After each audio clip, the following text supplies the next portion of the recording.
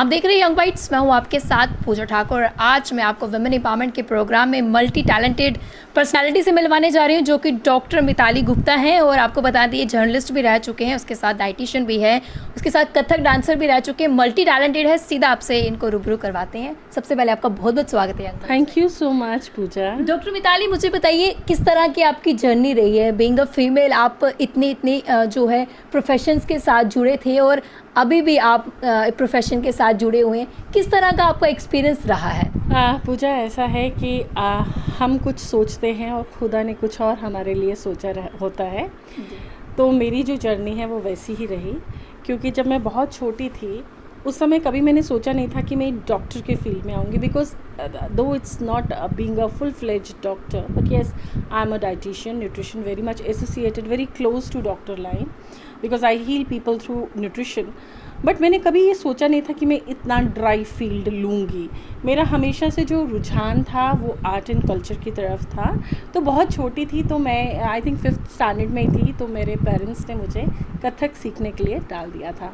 तो उस समय मनीराम गंगानी जी थे, बहुत माने हुए गुरु थे, बॉम्बे से आए थे, और वो यहाँ पे JNK academy of art culture languages ने इनको डिप्यूटेशन पे बुलाया था। मैं उनसे कथक सीखती थी।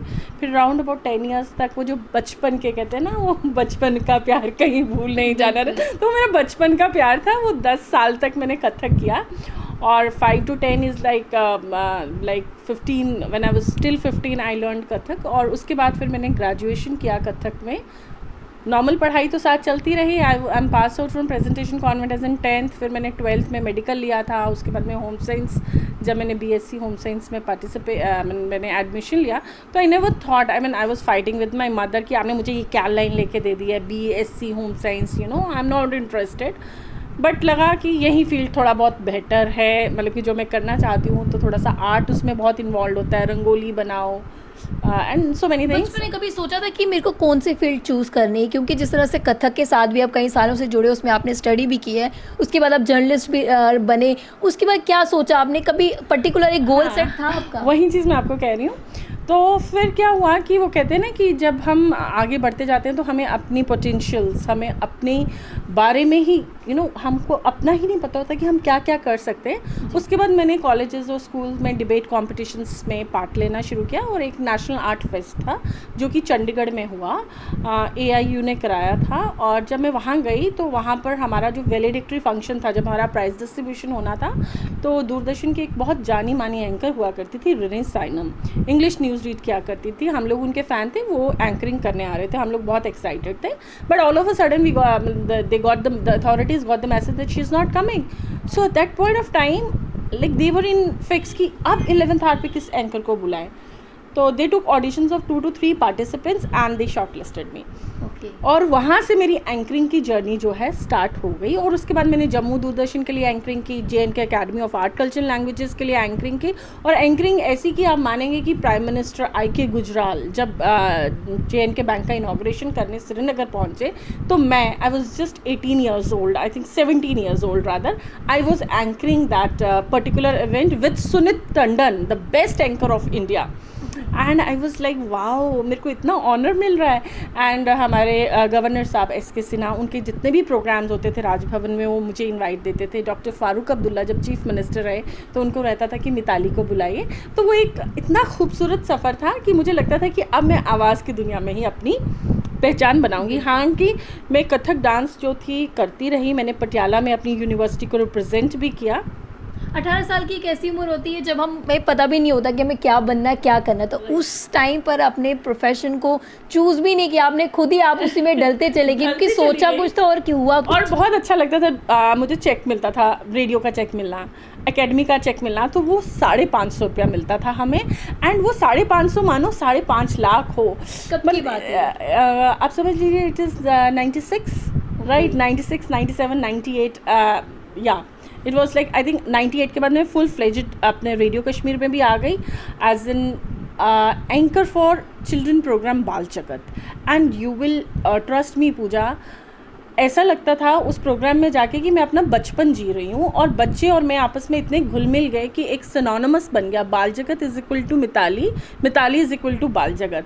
लेकिन फिर मैंने एक प्राइवेट चैनल के साथ काम किया, टेक वन चैनल के साथ काम किया, और वहाँ से मेरी आज तक की जर्नी जो है स्टार्ट हो गई। जब मैं टेक वन में थी वहाँ पे हमारे एमडी साहब थे मिस्टर मीर ज़मीर, और मुझे अपने चैनल में ले जाने वाले थे देवेंद्र सिंह राणा जी। उन्होंने एक दिन फ़ोन किया इवनिंग में मेरी मदर को, आपकी बेटी को मैंने बहुत बारी कहा है वो हमारे चैनल के लिए काम नहीं करती है। सो माई मदर वॉज लाइक, भाई तुम्हें सर ने फ़ोन किया था? मैंने कहा हाँ जी। तो तुम गई क्यों नहीं? मैंने कहा like I am not interested कि मैं आप लोकल चैनल के लिए काम करूँ। तो my mother said that you will start with small steps, तो just join this private channel. और देवेंद्र सिंह राणा जी मुझे कैसे जानते थे कि उनका जब व्हीकलेट्स इनॉग्रेट हुआ था उधमपुर में, तब मैंने उनका एंकरिंग किया था। तो वो उनको तब से वो छाप थी कि एक लड़की है मिताली, तो उनके साथ उस टाइम पे जर्नलिज्म में ज़्यादा वुमेन्स नहीं होती होंगी। हाँ, उस समय there were no women rather in Jammu. I think मैं ही थी, एक हमारी जी न्यूज़ में थी, मुझे उनका नाम शीतल राजपूत, वो जी न्यूज़ में थी, और बहुत, वो तो मेरे से बहुत सीनियर है, राइट 7-8 ईयर्स सीनियर है। और उसके बाद मैं आई थी जम्मू ब्यूरो के लिए।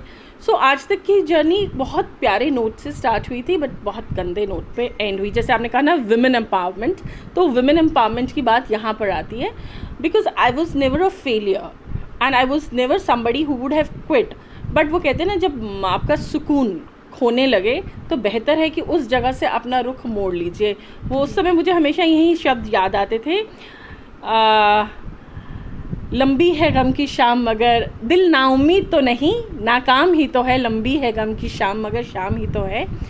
वो वक्त ऐसा था कि एक बहुत अच्छा रुतबा बन चुका था, एक धाक बन चुकी थी। हम पुलिस लाइंस जाते थे, PHQ जाते थे, या मिनिस्टर्स के, क्योंकि उस समय तो मिनिस्ट्री भी थी, असेंबली कवरेज के लिए जाते थे। तो लाइक वो लड़की, you know, among I was faced in the crowd because there was no girl in national media then in Jammu, serving in itself in Jammu. So I was faced in the crowd. But you know, आपके पास ये mic है, एकदम कोई आपको सब बड़ी snatches it away, और वो भी स्नैच इस ढंग से किया कि बहुत पॉलिटिक्स रही। पॉलिटिक्स इस कदर रही पूजा कि आप मानेंगे कि मिलिशियस मेल्स मेरे अगेंस्ट सर्कुलेट की गई, और मेरी तो एक ही फाइट थी कि I will remain very much loyal to the company. मैं कोई करप्शन नहीं करूँगी, मैं कुछ नहीं करूँगी। बट फिर एक पॉलिटिक्स के अंदर मैं धंसती चली गई, और मैंने दिल्ली ऑफिस में एक मेल कर दिया that because of health issues I am resigning. When I resign from Delhi, my Delhi office was कि तुम छुट्टी ले लो, तुम क्यों रिज़ाइन कर रहे हो, we will sort out the matter. But I said no, यहाँ पे मन का सुकून ही नहीं, तो वहाँ जाके क्या फ़ायदा। तो उसके बाद फिर आपने क्या सोचा कि आपको किस फील्ड की ओर बढ़ना चाहिए? क्योंकि एकदम से जब आप मीडिया फील्ड शुरू करते हैं उससे छूटना जो इतना आसान नहीं होता। छूटना आसान नहीं होता। खैर, मैंने क्या ही सोचना था, मैंने तो सिर्फ शुरुआत की थी, उसका अंत जो है वो भगवान ने कर लिया।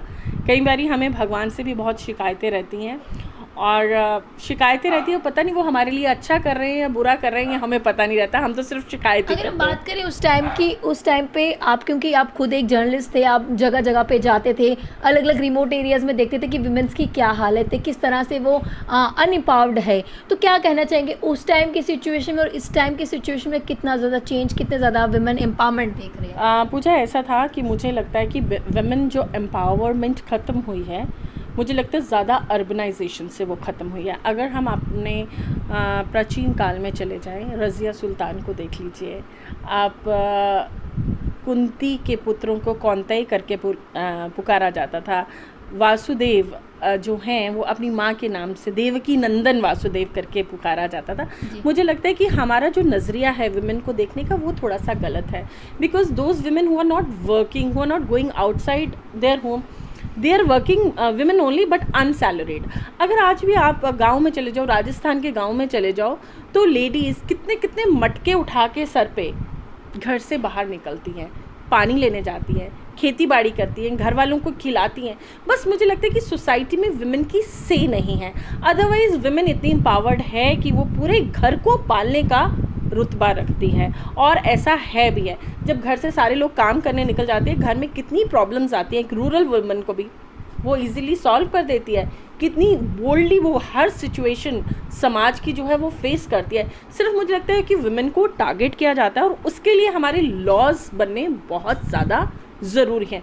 Women in itself is a शक्ति, मुझे लगता है कि women in itself is a shakti. She has the power, a lady who can produce a life out of a life. आप सोच सकते हो कि वो कितनी empowered होगी, लेकिन उसकी पहचान नहीं है और उसको एम्पावरमेंट की ज़रूरत है from legal point of view.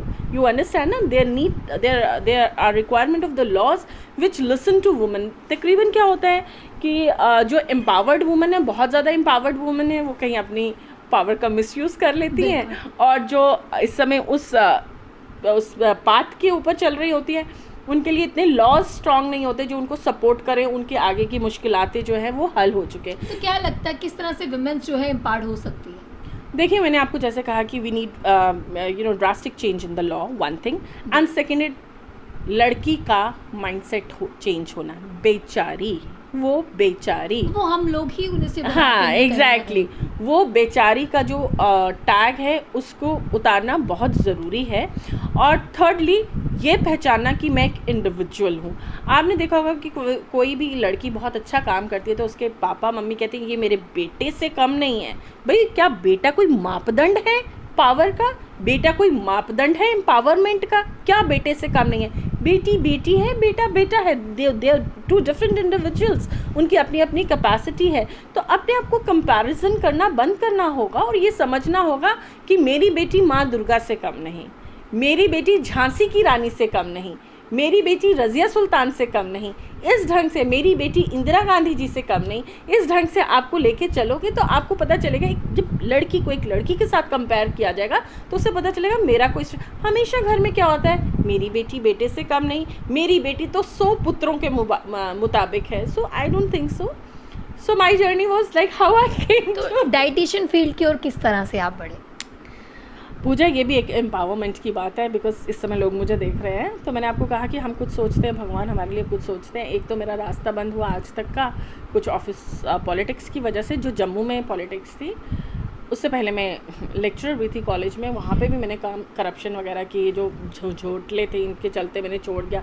आप मानेंगी, मेरी मम्मा प्रिंसिपल थी, she retired from parade college, और जैसे वो कहते हैं ना मामा रिटायर हुई, मैं वहीं पे काम कर रही थी. तो इनके जो सक्सेसर्स थे, उन्होंने इनके जितने भी वो थे ना, कहते हैं ना हम तुमसे अब बदले गिन गिन के लेंगे, तो वहाँ पर भी बहुत ना वो बड़ा चोकिंग सा एटमॉस्फेयर रहा.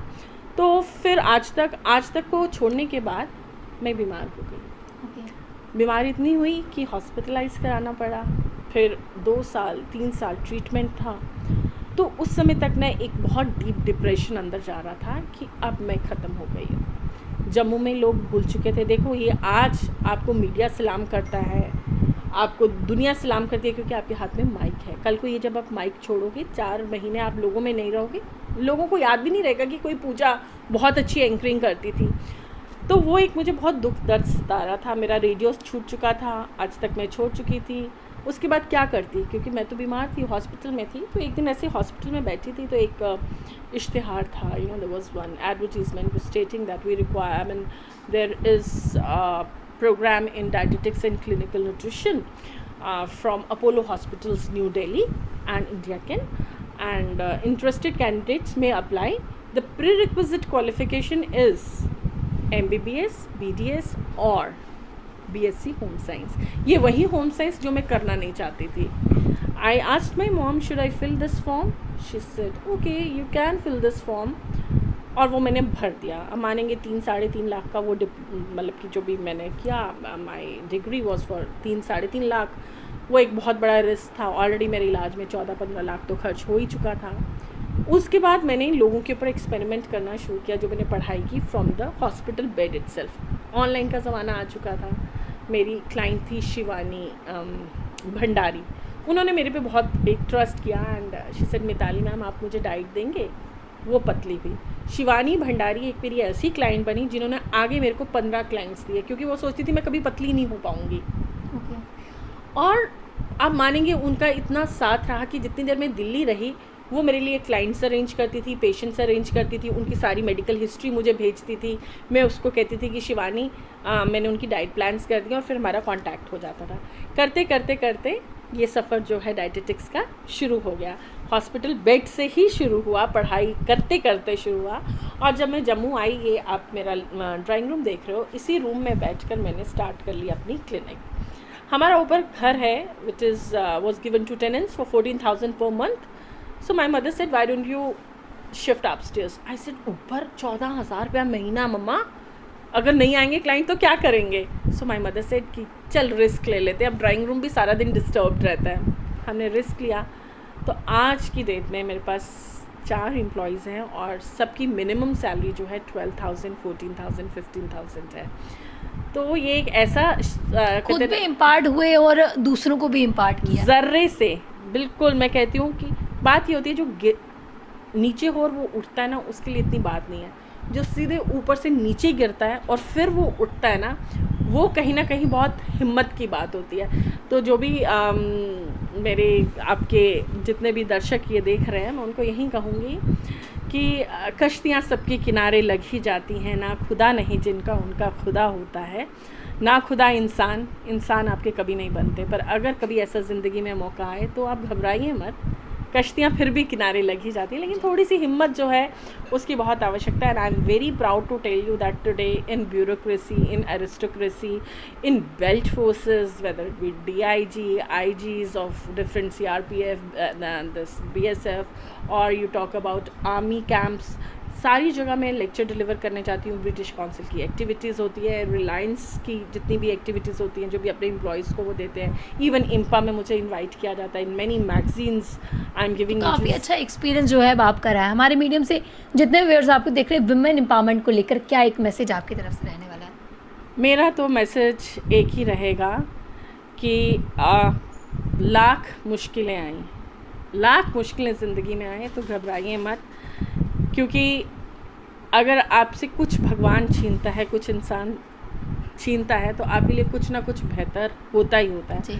सिर्फ आपको एक कदम उठाना है. अगर आप एक कदम उठाओगे तो शायद आपके साथ लोग जुड़ जाए और वो जो फासले, जो चीज़ें आपकी पीछे छूट गई हैं, आप फिर से उनको जो है अचीव कर सकते हैं. और सबसे बड़ी बात कि दुनिया की परवाह मत करें, क्योंकि आजकल औरतों को सिर्फ एक कैरेक्टर को लेकर टैग कर दिया जाता है. जो लड़की माइक लेके निकलती है, जो कलम लेके निकलती है, जो पर्स लेकर निकलती है घर से, उसके कैरेक्टर को टैग कर लिया जाता है. तो you are not answerable to anyone in the world, you are just answerable to yourself, not even to your family. आप सिर्फ अपने काम में ध्यान रखें, आगे बढ़ें, पीछे मुड़ के मत देखें. क्योंकि दुनिया से हमने लिया क्या, दुनिया ने हमको दिया क्या, हम इसकी परवाह करें क्यों, इसने हमारा किया क्या. सिर्फ आप अपने लिए सोचिए. जब आप शाइन करेंगी तो obviously people around will also luminate because of your shine. बहुत बहुत धन्यवाद हमारे साथ जुड़ने के लिए. तो आज के हमारे वुमेन एम्पावरमेंट के प्रोग्राम में हमारे साथ डॉक्टर मिताली गुप्ता जुड़े थे. काफ़ी अच्छा मैसेज इन्होंने सभी व्यूअर्स के साथ शेयर किया. अगले हफ्ते नई पर्सनालिटी से आपको रूबरू करवाऊंगी. तब तक के लिए आप देखते रहिए यंग बाइट्स.